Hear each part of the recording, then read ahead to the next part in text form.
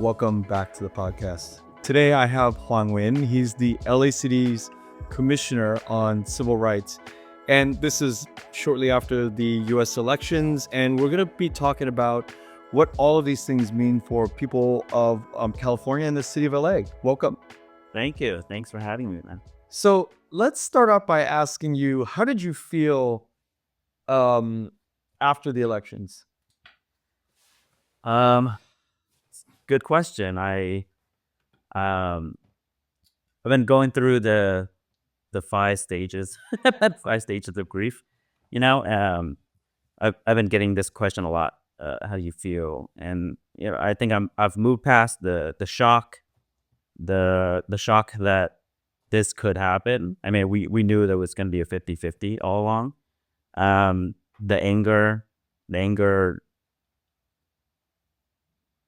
that I feel for people who are going to get hurt by this new administration. We saw it once before, and we expect, and we'll get into it a little more, but we expect the same things, right? If not worse. The sadness that this is who we are. But now it's been a week. Yeah, I believe it's been a week.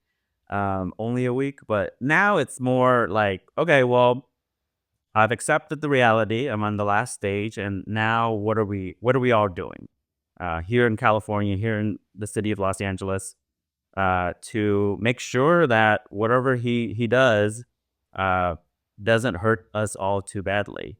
Yeah, how are you feeling? I have a very different standpoint today, because I think I've actually talked to a few people on the podcast. So at this point, it wasn't the candidate that I wanted, right? President Trump is not somebody that I voted for, which is fine now. I mean, so my big question now is, how do the people who did not want their candidate, I mean, that's really what I'm going to ask you today. Yeah. How do we get by this? I mean, it can't really, look, this is the way I look at it. It can't be all that bad. And the United States is not going to sink. I don't think it'll be destroyed and in fact, there's a lot of people that are very, very happy within our family, within our friend groups, right? Absolutely. And so for me, I'm trying to figure out, okay, from this point on, how do I become more hopeful? And how do I live in a society where the things that I didn't want in President Trump or the person himself, how do we separate that from actually the policies that might be coming that will be working in our favor? I hear so much conflicting angles from all sides. And frankly, I don't want to live in fear in the next 4 years. Yeah. And we shouldn't. Yeah. Yeah, we can't. I'll tell you right now, if I feel all the emotions of the last week for the next 4 years, I don't know how my body's gonna take it, right? And a lot of it is we are giving him too much power in terms of like, oh, he's gonna go and do this and this and this. But at the same time, we do know his plans. He's written it out. He has a lot of bonkers people that are coming in and working for him. And so I wanted to come here to talk, because I know that some of our family members did vote for him, friends, some of your listeners. And I want to talk and have a conversation about what to expect and be very clear-eyed about it. Not to instill panic, but to hopefully, if you disagree with some of the things that he plans to do, that you'll take action. And I think action is always a good antidote. Yeah. For these kinds of things, right? Like we're not. I'm gonna keep talking to the people who I disagree with. That's not a question, right? In order to build a really progressive movement and to swing the election back in our favor next time, that's what we need to do, because that's what Democrats lacked last time around. Yeah, I think that's all right. Let's start there. The problem, I think, with the Democrats this time out is, look, there's a lot of people hurting financially. Yes. There's a lot of people living paycheck to paycheck who, I mean, I'm in that category of my business being hit during the Biden administration. I mean, I'll be the first to admit it was not a pretty 4 years for me right. as a business person. My import business was like, it suffered, like sales suffered, right? So in that one aspect, I can identify and I can empathize with the people who voted for President Trump, right? I get that. And I just, when I listen to like the Democrats speak, I don't feel like they're speaking to the people who are hurting the most. And this doesn't feel like that. Absolutely. I agree. And all the Democrat friends that I have are all making well above like 150 grand a year. Yeah. And so there's a problem. Like, are you guys part of the party that's for the poor and the people that are hurting? No, it's not. My camp, my people who voted for Kamala Harris, including myself, are not part of the people that are hurting. Yeah. So that's like a big thing that that we don't talk about in our community very much. It's a huge issue, and it's something that I want us, a member of a leader within a Democratic Party myself, I am gonna push for us to really look at who we claim we are serving, right? The exit polls data tell us that we've lost non-college educated folks across the board. That is not just white people, Black, brown, Asian people. Across the board, we've lost them. And there is this sense of, well, the Democratic Party is talking about issues that is way above our heads. We don't understand what they're for, and people are hurting. I mean, my parents are working class people. Did they vote red or blue? They voted the way I wanted them to vote for, but there are many people like them in Orange County, and Orange County went for Trump this time, that feel that the country is going in the wrong direction. And the Biden campaign had polling that told him this from the beginning, right? It's not like the last 6 months of the election. Since 2023, he's had polling that says 3/4 of Americans believe that this country is going in the wrong direction.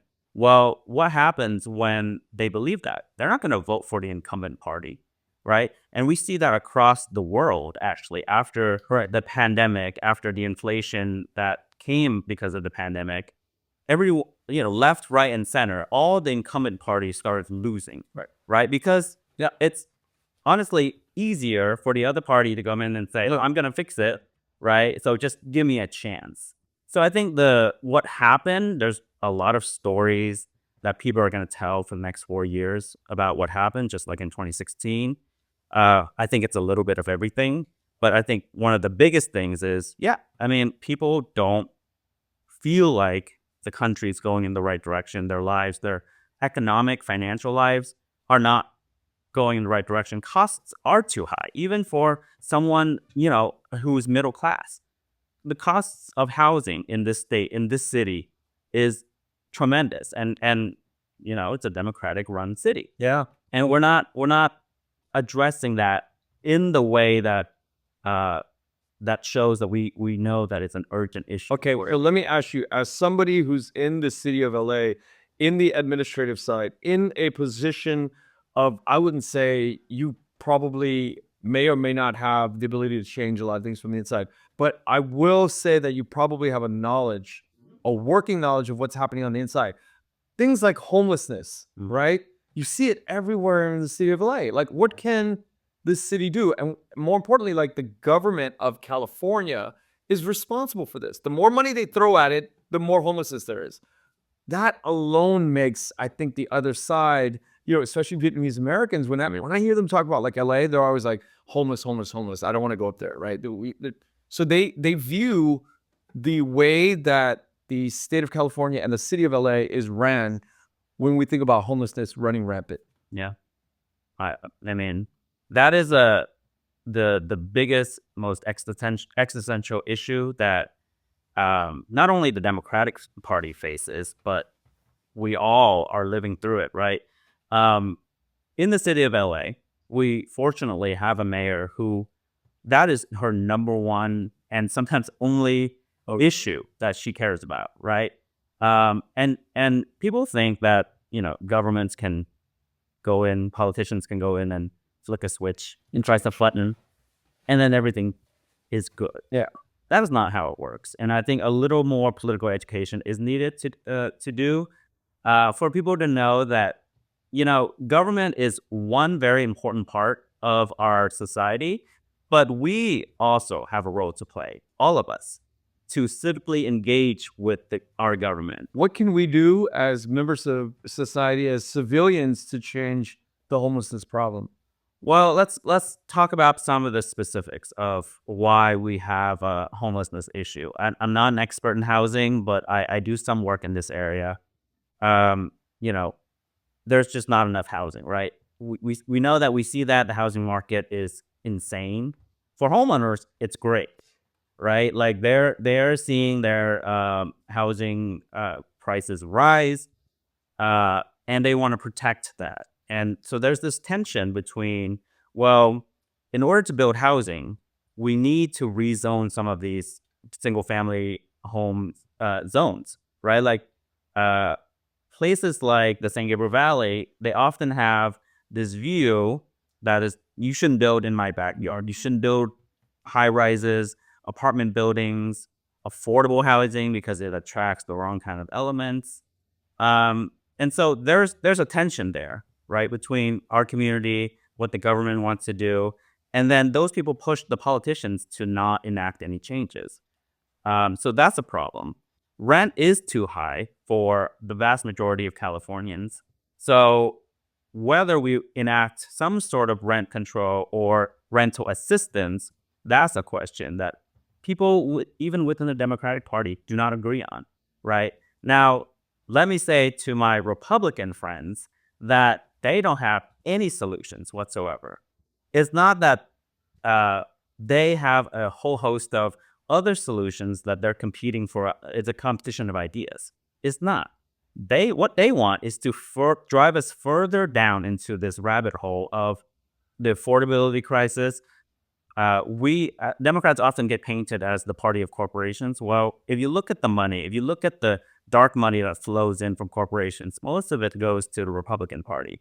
Donald Trump had Elon Musk, a billionaire, the richest man in the world, on his side. And now he seems to be like a co-president, right? He's hanging around Mar-a-Lago and then talking to Trump and basically trying to have a position in his administration. So the money and the corporations, they are really the ones to blame here, right? It's not mom and pop landlords who are raising rent. It's these multinational corporations going in, buying up all the land, and then they control the market. They raise the rents. And so there's a little bit of that. And yeah, it's a very, very difficult issue to solve. We as citizens need to be paying attention to what our local government, so if you live in the city of LA or in Westminster or anywhere where you have a city hall, you should really be paying attention to what is on their agenda. Who you elect to those positions matter, because it's the city that has sole control over land use. They get to decide what, when, and where things get built. And if you have a city council who says, we have like 6 homeless people in our city, we're not going to build any affordable housing or enact any rent control limits, then you're going to go down the hole of you're going to have more and more unhoused people in your city, or like they'll come from other cities, because this is not a issue that is going to be separated by city borders. Yeah. Right. Like people don't care about that. If you are out in the streets and you've been there for years, like you're just trying to find a place to rest your head at the end of the day. Right. And another thing that I want to say is this conflation between homelessness, then crimes, and then that gets racialized into saying like, well, it's mostly Black people on the streets that are homeless and Black and brown people, so they probably commit crimes. And when you see that as just a person who doesn't consume political information, let's say, when you see that in your mind, you're like, well, I don't want to vote for a party that continues on this cycle, right? I don't want to vote for a party that doesn't like go and sweep up those people and take them elsewhere. Because in my mind, I think homelessness equals more crime, equals more drug use, equals more all of this. And I think we do need to destigmatize it a little. That, think about it from their point of view. When you're out on the streets for years and you've got nothing to do from day to day, right? And you have an issue with drugs. And so you're going to keep trying to go down that road and try to, numb yourself from the fact that you don't have shelter. So I see it from both sides. I see it as a very complicated issue. But one thing I know for sure is that we all need to play a better part in our society. And this is the message I want to carry for just the broader national picture, is that people, a large segment of people, including some of our friends, feel really scared, hopeless. Undocumented people are like, well, are there going to be mass deportations? Like, how is that going to be carried out? Am I going to be yanked away and deported back to a country that I have no connection to? No connection to. And that is a very real thing. Trump's nominee for the Department of Homeland Security, who's in charge of deportations, has said that they want to carry out the largest mass deportation force, not only of people who've committed crimes, right? Not the convicted people who are undocumented, but just people in general, undocumented people in general. He's saying that 11 million people, well, we're going to hire more ICE agents. We're going to use the military to do this. Now, there's a lot of issues with that in terms of the implementation. How is the military going to come into Los Angeles and like yank people out of their workplace, their churches, their schools, and their homes, right? But I have no doubt that he's going to try to do this because that's his number one campaign promise, right? Like, he's going to have to give his supporters something. A lot of people are scared about their Medicare, Medicaid being impacted, right? That they'll throw people off of Medi-Cal. And I know a lot of, like, my parents are on Medi-Cal, right? So I'm afraid for them. But we cannot be paralyzed by fear, is what I'm saying. There's a lot of good people who are trying to fight back, who are trying to make life better, everyday life better for their own communities. There's a lot of good lawyers, good organizations, and even in California, we have a governor who's willing to work with Trump on some things and to say no when he goes after our rights and attack our rights. So there's a lot of those people, a lot of those organizations. So we shouldn't feel like this is it, right? Because that's not really a choice. Like, you're gonna say this is it, and you give up, you don't do anything, and then we slide down the path of authoritarianism. Because, I mean, coming from Vietnam, and I've studied Vietnamese history, I've studied how we became a one-party rule system. And the first thing that fascists do, or fascists want to be, what they do is they make the electorate really scared of them, right? So people preemptively obey. So they will say, well, I don't want to go to that protest because, the government will come after me. I don't want to raise my voice and say that I think this is wrong because, and then so free speech is the press. Then they go after the press, and then they go after the courts. They stack them together. So how do we as civilians, I mean, I hear this over and over from Democrats, what you just said, but I also hear from really normal Republican friends of mine who are very conservative, who are minorities, Vietnamese, Black, and they seem to not be so concerned about this totalitarian fascist side that we often talk about with President Trump. But if in case it does go there, what can we do as regular citizens? So I'll take you back to 2017. I don't know if folks sort of like have compartmentalized those years. I think a lot of people who voted for him have done that, and they don't remember that things could have been way worse than what happened in 2017. First thing on his agenda was to repeal the Affordable Care Act, right? Throwing millions of people off of their health insurance, your parents, my parents included. the massive outpouring of people on the streets in congressional offices, they had sit-ins, they had protests. That's why they didn't get that through. They were one vote away. John McCain was the sole Republican vote who said, no, we can't do this. And that's how the Affordable Care Act gets sustained. The Muslim ban. He enacted the ban. I mean, people from Muslim countries, from 7 Muslim countries, couldn't go in for months. Yeah. But you remember the airport protests. People were showing up at the airport. On the inauguration day, right after was the Women's March. And then marches after that, marches after Charlottesville, when he said that there were fine people on both sides talking about neo-Nazis. And those people, the ones who went out on the streets and fought back, got us those wins.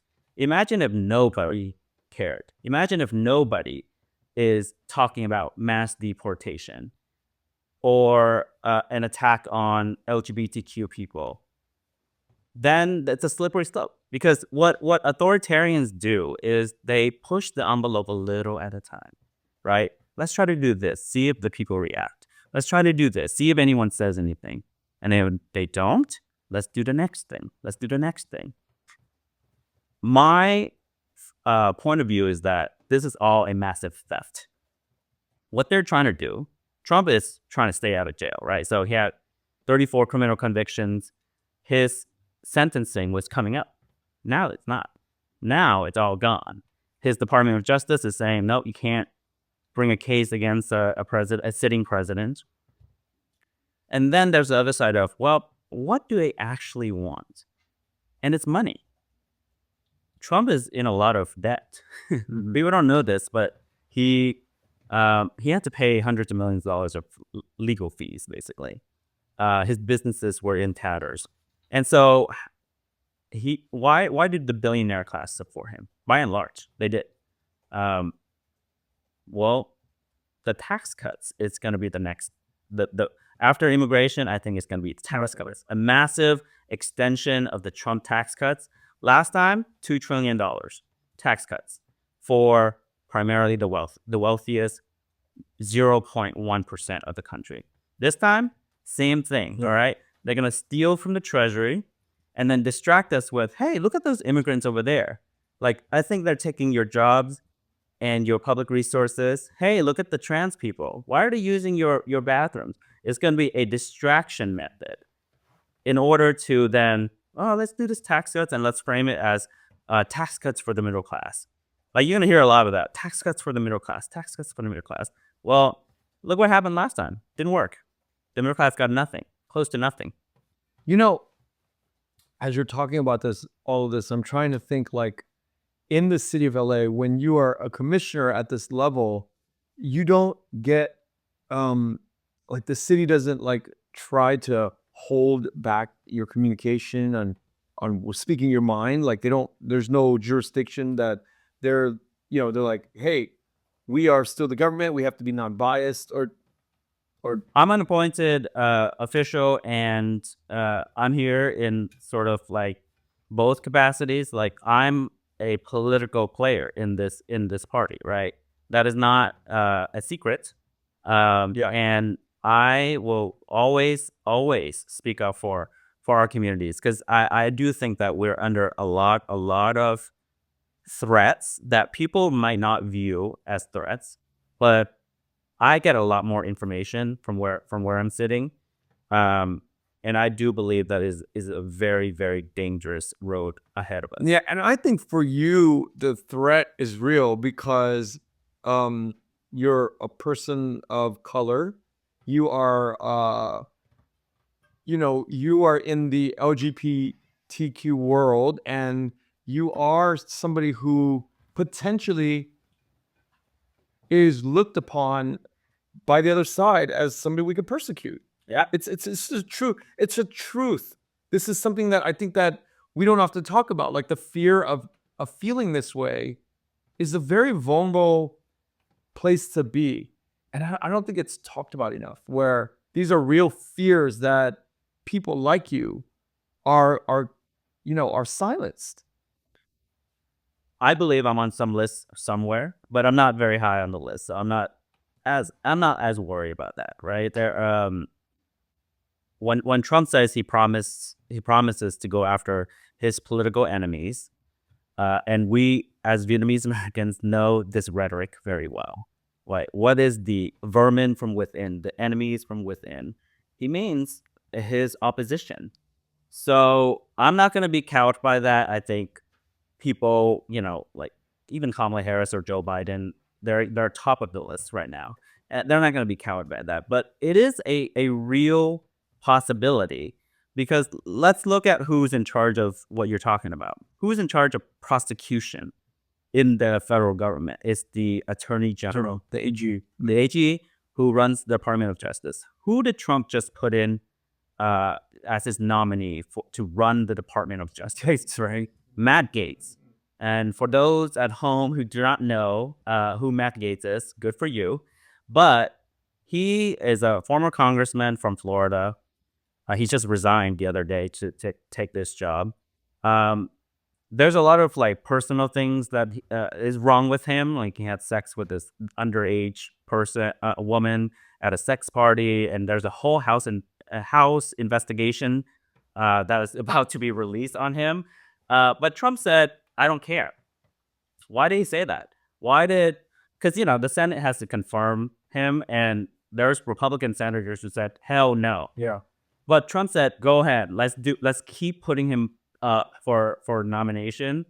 Why? Because Matt Gaetz has promised, "I will do what you want, Mr. President. I will go after our enemies relentlessly. I will use the Department of Justice, the prosecutors within the Department of Justice, to say, oh, you said this about the president.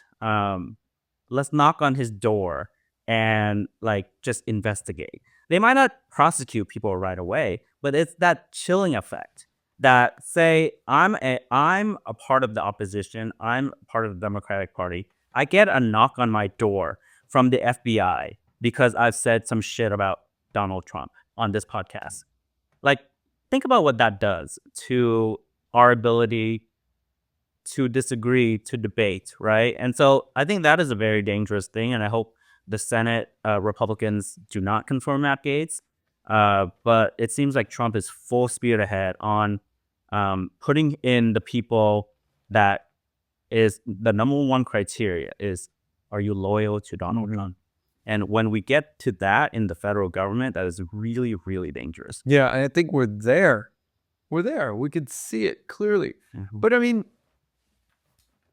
I often wonder, how bad is this going to all get? We don't know. We don't know, right? Yeah. We don't know how bad this is all going to get in 4 years.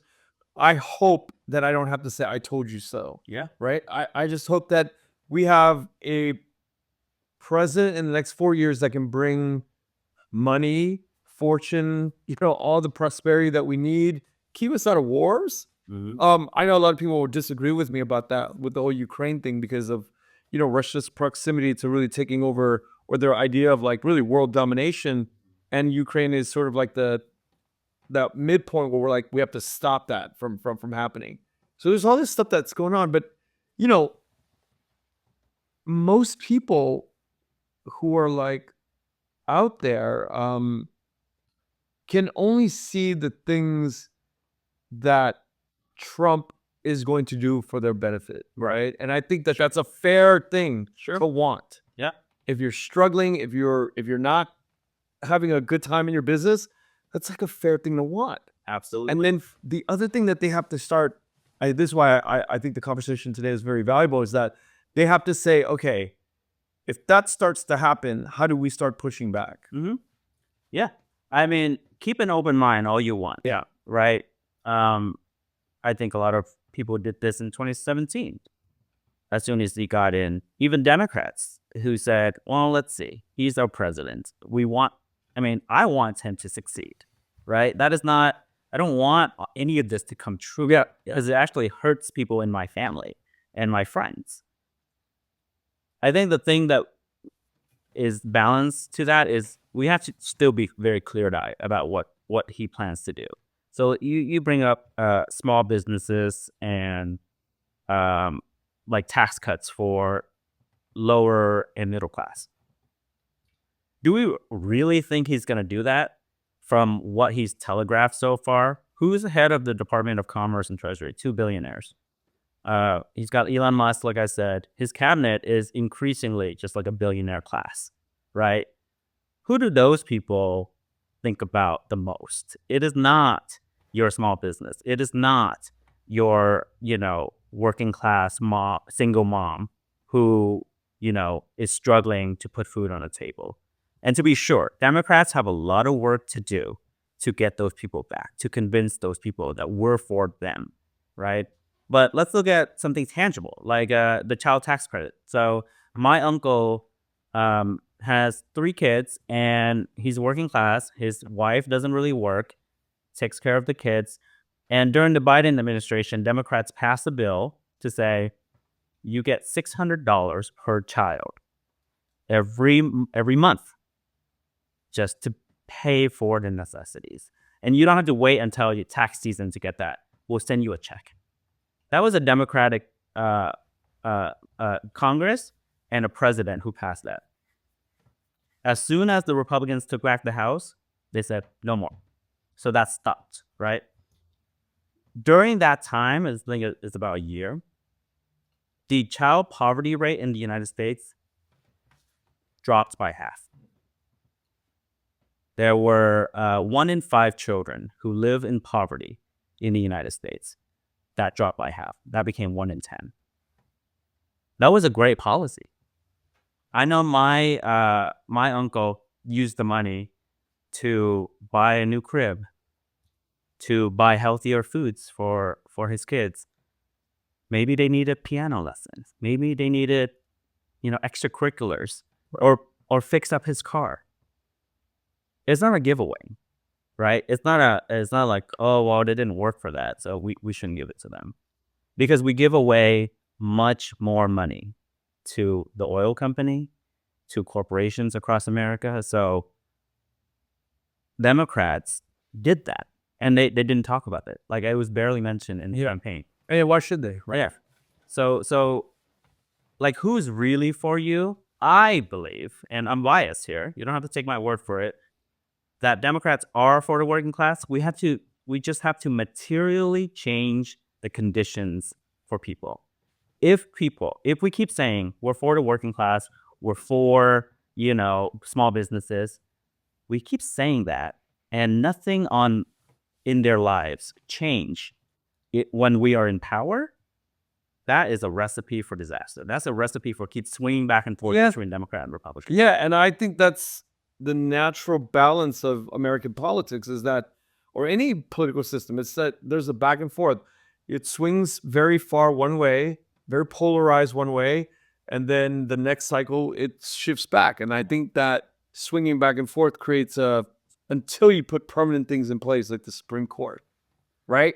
You start to implement these like more permanent things like the Supreme Court. I mean, pretty soon you might have 7 on 2.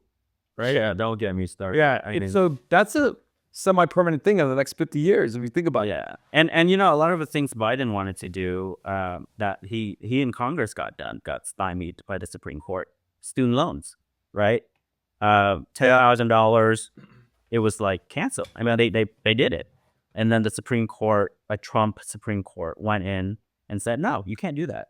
Abortion, that is gonna be probably, we're not gonna have a restoration, a federal restoration of abortion rights. We're probably not gonna have it. I mean, it's just gonna be down by state. Like, so if you cross over to Texas, you can't have any reproductive rights. So the Supreme Court, and I like that we're getting into sort of like structural problems with our political system. I mean, lifetime appointments for those people, right? And 2 of them have been caught with basically bribery. Like Clarence Thomas, a conservative jurist, goes to these lavish, he flies on private jets of billionaires. He goes to these lavish islands, and he never reports it. And he never like even said that like he's going on these trips. And there's like gifts to like houses and RVs or whatever. There's The billionaire paid for his mom's house. huge. And yet no accountability. Because they are the Supreme Court. So there is no ethics code for the Supreme Court. There is no way to impeach a justice, absent like a 2/3 Senate vote, whatever. So that is structural. That is right. And I have no idea how we fix that absent court reforms. And we can't get there until we win elections. Yeah. I don't have a lot of despair. I don't harbor that despair, and I want to keep it hopeful. And I would love to have like a Republican. So I'm putting out there. I'd love to have a Republican come on and have a conversation with somebody like you, somebody like Dr. Talha, who was just on recently talking about her experience right after the elections. I mean, I've had somebody else, another Democrat.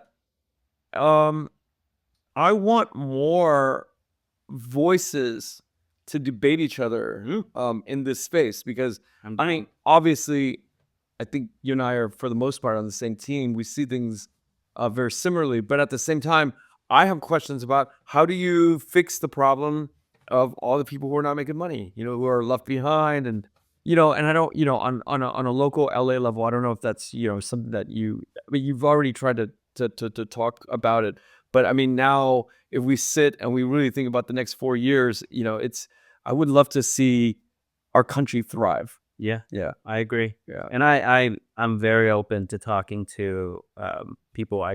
Because it's a learning exercise for me. Like, I know what I believe, and I didn't arrive at these beliefs because I am indoctrinated by the Democratic Party, right? Like, I arrived at these beliefs because of my personal background and the information I consume. So I would love to talk and have a conversation with somebody on your show yeah, about these issues. But yeah, let's go back to the basics. Let's talk about the issues. And I think we should all lean in to get more political and current events information, as opposed to what a lot of people are doing because, they're scared, they're tired, exhausted that this country and that this man has been in their life for 10 years now. yeah. But he's just a symptom of whatever the other side is feeling, right? I think he's just riding the train of what this group of people are feeling, and they're voting for that political figure. One thing I did want to talk about, because you are the LA Commissioner for Civil Rights, something that I think that happened a few years ago was defund the police, right? And I think that when we think about civil rights, when we think about the police, all of these things are very complicated. Yeah. Right. But from where you sit and from your close proximity to perhaps the police today, how do you think the last 4 years have sort of informed the way the LAPD here in LA functions, as it relates to your Department of Civil Rights? Sure. Let's get one thing clear, that nobody defunded the police. Okay, nobody defunded. Nobody defunded the police in LA. It did not happen. It did not happen. LA County, LA City, sheriff did not get defunded. You know what their budgets are? Their budgets are about $3 billion each, and it has increased. So it never got defunded. Never defunded. Okay. Now the framing of that is problematic. Like, I think a lot of people agree that when you say defund the police, people sort of put up a wall and they don't listen to the rest of what you say. It's just a bad slogan. It's a bad slogan. It's a bad slogan. That's a horrible defund the police. Yeah. And you and I, we have family members, communities, even Black communities say that they want some sort of law enforcement. Sure. And we have to meet them where they are. Like, we cannot say, that the police department plays no role in society. Yeah. That's not my. That makes no sense. But none of it got defunded. The LAPD, they all got raises and bonuses. Now, why? They would tell you that morale has been down. They can't recruit anymore. The academy classes are like half of what they used to be. And it's just a system that is very, very difficult to change when it's that big, right? I'm a critic of police departments who do not do reforms, and a lot of them didn't after 2020, right? Like it's sort of like we had all the momentum, then we said this one thing, defund, and then people started dropping off. They didn't listen to it anymore. But the problem still exists that police officer shootings are still they are the highest they've ever been. Wow. They are the highest they've ever been. And who are the victims? It's Black people. Yeah. Overwhelmingly. Mass incarceration is still a thing. We just passed Prop 36. So in 2020, you saw people, the jail is being emptied because of COVID restrictions, right? Like, so low-level offenders, non-violent offenders got out. And studies have been have shown that that did not actually increase crime. Okay. Now, because we see disorder on the streets, we see retail thefts, we see on the news Blatant retail theft. We see on the news, of anti-Asian hate crimes, like very heinous incidents. Yeah. We see homelessness on the streets. So in our mind, we think the society is breaking down. And then you take it one step further. You say, well, that's because we defunded the police. Right. It's exactly what people think. Right? And none of that is true.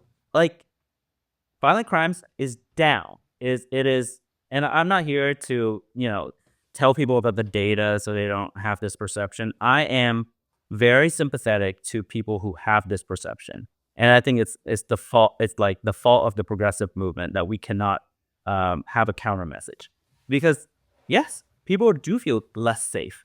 They see more property thefts and they see more retail theft. You see it. It's just so blatant. Well, the best thing that the pro-police crowd did was to get Target and Walmart to lock up their shelves.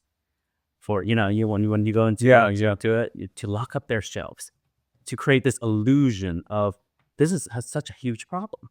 So we need to pass Proposition 36, right? Proposition 36, what is it? It basically reverts. So in 2018, we passed a Proposition 47. We said, look, locking people up doesn't work. Like, we've seen studies that say you lock people up, you separate them from their families and their jobs. They get out, they do more crimes. Yeah. Those are not places of rehabilitation. Like, U.S. jails are not places of rehabilitation. So then we passed this thing that says, okay, if you do crimes of poverty, which is you steal something at the grocery store, you steal something at, a retail store, we increased the threshold. We said $900 instead of $450. And then if you steal more than $900, you get charged with felony. Now, did people know that in states like Arkansas, the threshold is much higher than $900? People don't know that. But they see that and they say, what the hell? You could steal and get away with it, right? So that's a messaging issue. That Proposition 47 has saved us, the state, hundreds of millions of dollars. Money now that we could use to build housing, to fund mental health services, for homeless services, a whole host of things. Prop 36 this time, we just ended it. We said now the law has changed, and now more people can be locked up for these crimes of poverty, right? So, like, as a voter, you say, well, I believe, like, I feel like that will solve the problem of, like, retail theft disorder. But you look at the long term and you say, well, yeah, it solves it in the short term, but you're locking all these people up who are just, in reality, just poor, right? And so instead of giving them housing, giving them whatever, you're putting them up in the state prison, which costs, I don't remember the number, but it costs a lot more to put someone in prison and house them there. Yeah. Meals a day, than just to, like, give them an apartment. So it's stuff like that I know, like, people who are just regular voters, they're not gonna care to dig deep into details. But that's our jobs to then tell them through these platforms, right? Like, I think I want to make it more of a habit to go into like podcasts and shows and TikTokers, and just to tell them, like, look, I know what you're feeling. I have family members and friends who feel the same way, and let me explain to you how the system really works. Because people are just trying to put food on the table. They don't care what the long-term repercussions of their vote looks like, right? One thing that I know that this is such a bigger topic than the city of LA, but I think it had a lot to do with Kamala Harris not getting voted in, and I want to talk about this as much as I can because I think it's a prevalent issue that nobody talks about, but it was a big issue. I think the handling of Gaza and the whole Israel thing, I think, really left a lot of a bad taste in a lot of people's mouths. And you know how there's like this whole swath of like Muslim men not voting for Kamala because of like the emotions that they felt about how Gaza has been. Their family members are dying. Yeah, are dying. Yeah. And it's like, how are you? Because look, there's 42,000 people that died, right? But how many hundreds of thousands of people are displaced, right? And it's something like we need to talk about that. And how are we not talking about it during this election? And I think that inability to really discuss this in a way, and I don't really think it's Kamala's fault or Biden's fault. I just think they're under an intense amount of political pressure to not talk about it or not deal with it the way it should be dealt because of money. Yeah. Who's funding all their campaigns? You know, like it's a very tricky thing. I mean, let's just go back to the numbers, which is, I think the numbers are much higher in reality. Yeah. It's not 42,000, whatever. Yes, it's everywhere too, right? 100,000, 150,000. Yeah, it's just like the Vietnam War. We'll never know. We'll never know because, journalists are not allowed into Gaza right now. And there's just no credible count of the death toll. Yeah. And talk about the babies who are orphaned. Yep. Or the babies who are forever, for the rest of their lives, are gonna have issues, disabilities. No, it's amputated babies. It's children growing up without part of their lives. Yeah. And this is the reckoning that I want Democrats to also have, which is that, okay, let's just say that it didn't even impact the election, which we know it did to a certain extent. This is a moral issue for a lot of people, and a red line for a lot of people.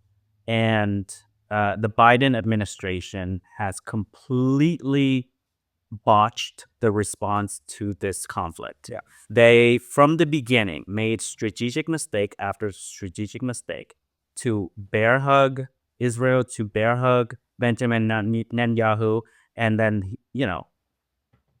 that was his strategy. He said, I'm going to publicly support Israel, and in the back room, tell them to be careful, to have restraint. This is going to be a stain on his legacy. Absolutely. I agree with that. I mean, Joe Biden has done some incredible progressive things that like Obama never could. Yeah. Right. And there's a lot there. But this is, think about LBJ. Lyndon B. Johnson passed the Civil Rights Act, the Voting Rights Act, made sure that we all have rights. He passed the Pell Grant. People don't know that, but for schools, for financial aid, that was him. And a whole host of progressive environmental legislation. What do people remember him for? LBJ or Biden? LBJ, the Vietnam War. He did a lot of good. He was primaried. He couldn't run again because of the Vietnam War. So that was his stain, and this is Biden's stain on his legacy. Yeah. And then this is just, it's sad because, I've seen Joe Biden in real life. I like the guy. He's very soft-spoken and very real. And I think he does care tremendously about working class people. Yeah. But this is just terrible, man. Like and I think partly because he himself is a self-described Zionist. His advisors are also that way. So it was never gonna get better. As far as his policy goes, I think Kamala Harris was put in a very, very tough situation. For sure. Well, she's the vice president. She doesn't actually dictate foreign policy. Yeah. And as a candidate, you have competing coalitions. Yeah. Even though I know that the polling shows that most Americans support a ceasefire or support not giving more money and arms to Israel. But Kamala Harris couldn't really do a lot to sort of push the agenda forward because she risks, upsetting Biden voters or upsetting like the administration that she's a part of, like her boss is still Joe Biden. They could have done a lot more like little things to outreach to the Palestinian community, especially in Dearborn, Michigan, that they didn't. And so that's a part of it. But yeah, I think it's a huge, huge stain on not only Joe Biden, but the Democratic Party at large to not address this issue. But on the other hand, Trump is going to level Gaza. He's going to do it worse. This is not even, look at the statements by his ambassador to Israel. He said, there is no West Bank anymore. So people focus on Gaza, but let's go like 100 miles west to the West Bank. The settlements there are illegal. Biden has said they're illegal. Biden actually has kept the violence from spiraling in the West Bank. Trump is just going to let them run wild. Those settlers, those basically terrorists, are going to take the land and never give it back. And the people in northern Gaza, it's done. There is no going back. Talk about rebuilding. If this war ever ends, how do you rebuild? You can't. I think it's there. And look, is this president really going to care and give a shit? And this is not a Democrat or a Republican issue anymore. It's not. This war, this injustice and the atrocities that's happening in Gaza, it's so beyond our pay grade and understanding of like there's so much debate on this, but I can whittle it all down to very simple terms. 42,000, you say more, 100,000 people. Between 42,000 and 100,000 people are gone. Millions of people are displaced right now, living in complete traumatic shock and fear. How is this right? How is this okay today? It's not okay. Yeah. It's not okay, and let me tell you something else. It is actually very, very dangerous and detrimental to the Israelis who support this. So, do we really expect all those people to not take retribution, not think about revenge, not join this cycle of Hamas? It's not making Israel any safer. It's actually making Israel the least safe it's ever been because, and you ask the Israeli public about this, they would say the same thing. Because Benjamin Netanyahu was under criminal indictment. There were mass protests to get him out of office before October 7th. Then now his political fortune turned because, and he's keeping this war going on because he knows that as soon as he stops the war, the people are gonna kick him out. So the people in Israel doesn't feel safe. People in Gaza are suffering. So this is look, you can, foreign policy experts will always say that this is complicated. This is so complicated. You just don't know all the facts. And I'm like, okay, I don't even care. Let's just not talk about what happened, since 1947. Let's talk about what's going to happen. Yeah. Do you really think that this is going to keep anybody safe? And it's just mind-boggling to me that the foreign policy establishment does not see this. And it's very insular, like they have a lot of old people. Yeah, or they do probably see it, and it's just money being controlled by money, by money coming from Israel and money coming from, all of these So it's a real tough. It's a real tough debate and topic that I always want to have our community think about. You know, Yes.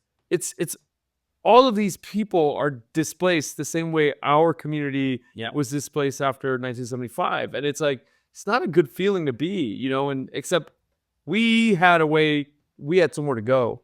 These people have nowhere to go. Anyway, I just wanted to put that out there because I think about this quite often. Thank you. Thank you for bringing that. One last thing I do want to know is how many Vietnamese people are in the city of LA's government that you know? I know a couple, but not enough. And I always say it's and sort of what I was talking about earlier too is, we need more people like us who look like us, who share our values and views in any government, not just the city of LA.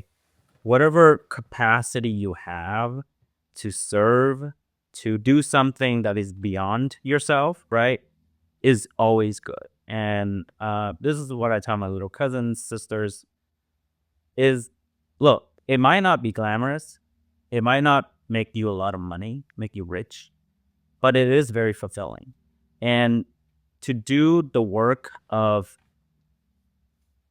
pushing our society to a better place, like, it's very fulfilling at the end of the day. And I think you share the same view that, like, this podcast, I'm sure we should all make a ton of money on this podcast, but it's a added value that is sort of you can't quantify it, right? So too little, and we need more. But it has changed. It has changed from, the city of LA is no longer governed by, old white men, and I'm glad. Yeah, That is a good thing. And so we're always looking for more. I'm always willing to talk to people who want to step foot in government. It can feel it could feel very intimidating. And I like to tell people, look, I've been in rooms, very important rooms, with very ostensibly important people who have actually no idea what they're talking about. Oh. So if you feel some sort of imposter syndrome, and I do, I still do, you just gotta fake it till you make it. Yeah. And you'll learn very quickly that, look, your opinion is as good as anybody. Right. And it's important for us to be at the table, because when we're not at the table, we're on the menu. Thank you for listening to The Vietnamese with Kenneth Nguyen. Special thanks to Brittany Tran, to Jane Nguyen, Catherine Nguyen, Tina Pham, Sydney Jamie, and Christo Trin. Please find us on Instagram, Facebook, and TikTok at The Vietnamese Podcast.